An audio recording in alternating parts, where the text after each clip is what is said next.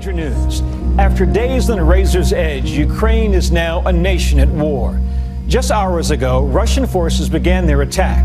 President Vladimir Putin warning other countries that any attempt to... Давай! Давай, бежим!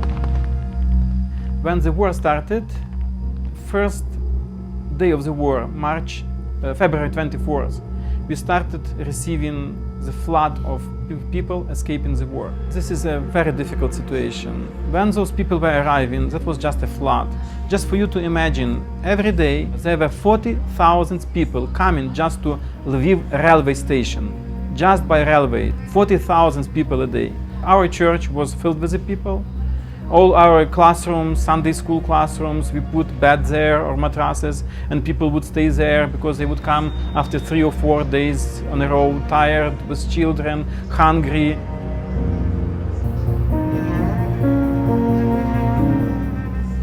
Сім'ї привозили старших людей. Families were brought here, elderly people were brought from the train, people who were paralyzed, who had to be fed, dressed, washed, and who needed assistance with everything. There were people who spent their last days here. They had to be buried. It was an enormous trauma, and I was sitting there thinking, how can I help this person? What can I do for this person? What can I even say to this person?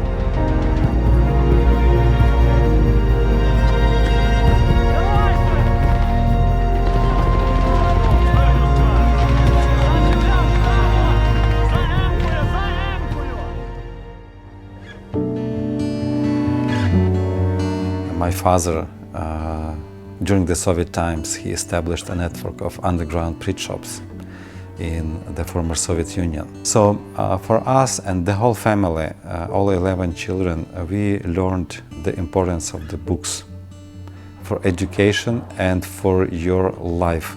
Reading the books, writing the books, publishing the books is not a choice, but is a demand to the church. Spreading the gospel starts with the book.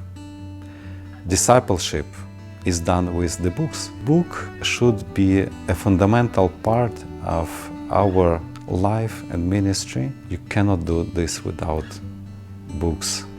I cannot emphasize the importance and the need that Ukraine has for Christian literature.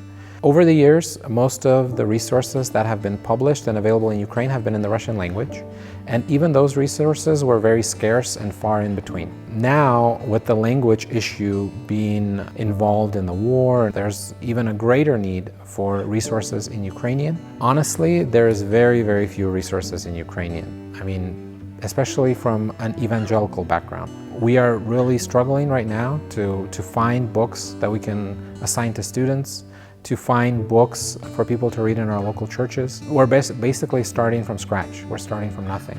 Вони є на російській мові.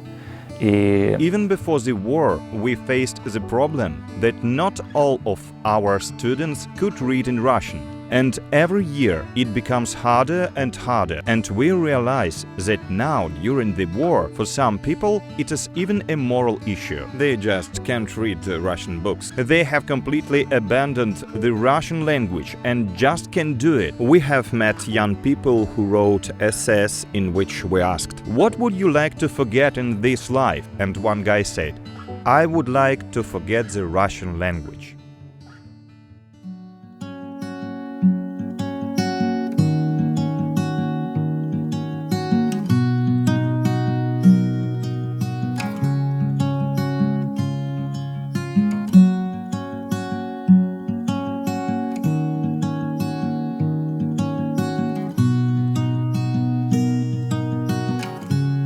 I'm Roman Solovey, Ukrainian theologian and educator who lives in Lviv, Ukraine.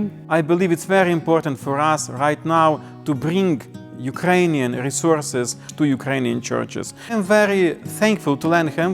Tackling Trauma is one of the most useful books published in Ukraine for Ukrainian church during the war. Right now we are working on Ukrainian translation of other very important book, Scattered and Gathered, a compendium of missiology, diaspora missiology. I am so thankful to Langham for providing so many resources globally, but especially in Ukraine, locally supporting Ukrainian authors. The Tackling Trauma book has been a tremendous resource. As I've said earlier, there's virtually no resources available in Ukrainian, and I couldn't think of a more relevant resource right now that has immediate impact than books dealing with trauma and counseling people that have gone through trauma. The book itself as a resource is definitely the resource. It is written in Ukrainian and theologically influenced and sound. This is probably one of the brightest and most relevant books for us today in our country.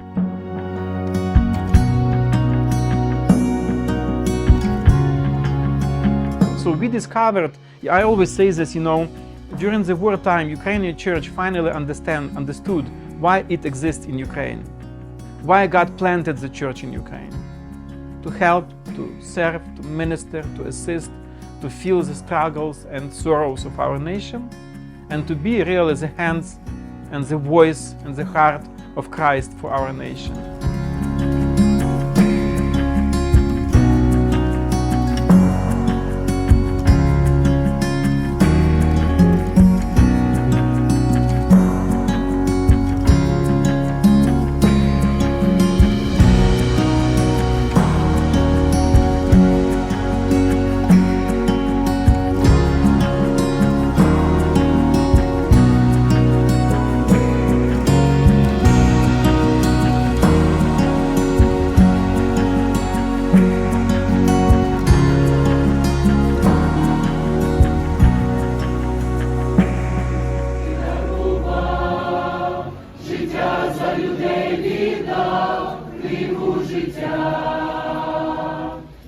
Записав